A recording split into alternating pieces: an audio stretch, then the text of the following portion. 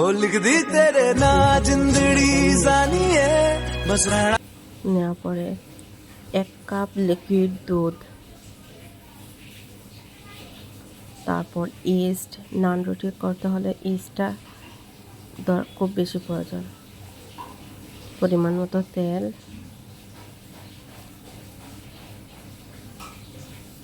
ময়দা 2 কাপ নিলে হবে, আপনারা যদি বেশি বানাতে চান বেশি নেবেন। তারপর একটা বোলের মাধ্যমে ময়দাগুলো ঢেলে নিয়েছি।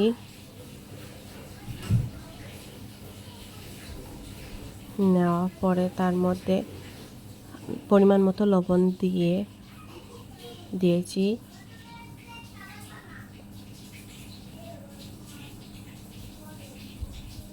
দেওয়ার পরে 2 চামচের মতো ইস্ট দিয়েছি।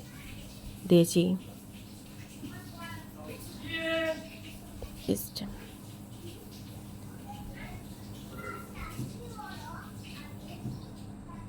এই দেখেন, 2 চামচের পরিমাণ দিয়েছি।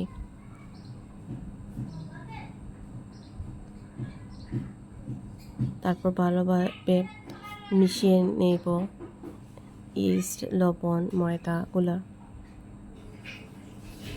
তারপর অল্প অল্প করে লিকুইড দুধটা দিয়ে খাম্পিরটা তৈরি করব।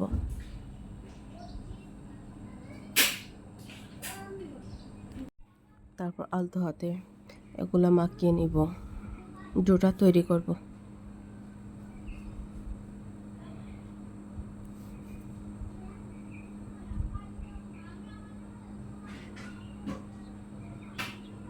আবার অল্প করে লিকুইড দুধটা দিয়েছি।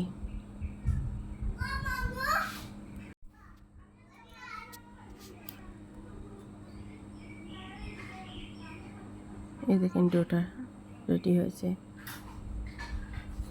7 থেকে 8 মিনিট ভালোভাবে ডোটা মাখিয়ে নিয়ে তৈরি করতে হবে। তারপর অল্প তেল মাখিয়ে 4-5 ঘন্টার জন্য রেখে দিতে হবে। তারপর এভাবে মাখিয়ে রেখে দিব রেস্টের জন্য।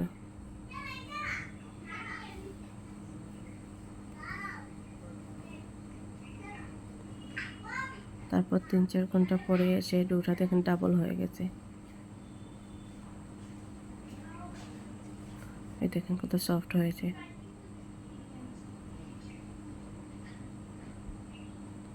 তারপর আরও 3-4 মিনিট মাখিয়ে এভাবে করে নিব। ডোটা এরকম হতে হবে।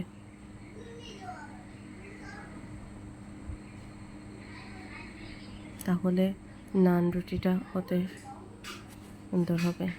এই দেখুন, এভাবে পানি বেলে নিব। থিকনেসটা এভাবে হতে হবে। তারপর একটা ফ্রাই প্যানে অল্প পরিমাণ তেল দিয়ে গরম করে নিব, যা পুড়ে না যায়। হাই হিটে তেলটা গরম করে নিয়েছিলাম। তারপর নানটা দেওয়ার পরে লো হিটে 5-6 মিনিট রান্না করে নেব।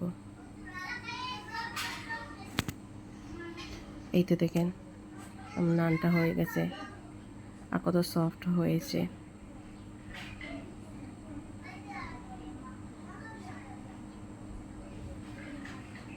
ভিতরটা অনেক সফট হয়েছে। এই দেখেন, ভালো লাগলে আমার ভিডিওটা শেয়ার করবেন, লাইক করবেন, সাবস্ক্রাইব করবেন। তারপর মায়োনিজটা রেডি করব। আজকে আমি সিদ্ধ ডিম দিয়েছি মায়োনিজ করার জন্য। তারপর 1 চামচ পরিমাণ গুঁড়ো দুধ দিয়েছি। তারপর লবণ পরিমাণ মতো,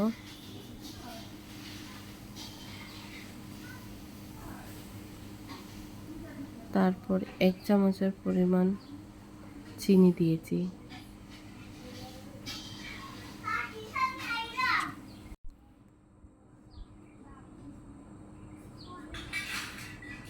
গোলমরিচের গুঁড়া অল্প, পরিমাণ মতো তেল আর 1 চামচ ভিনেগার দিয়েছিলাম আর লেবুর রস 1 চামচ।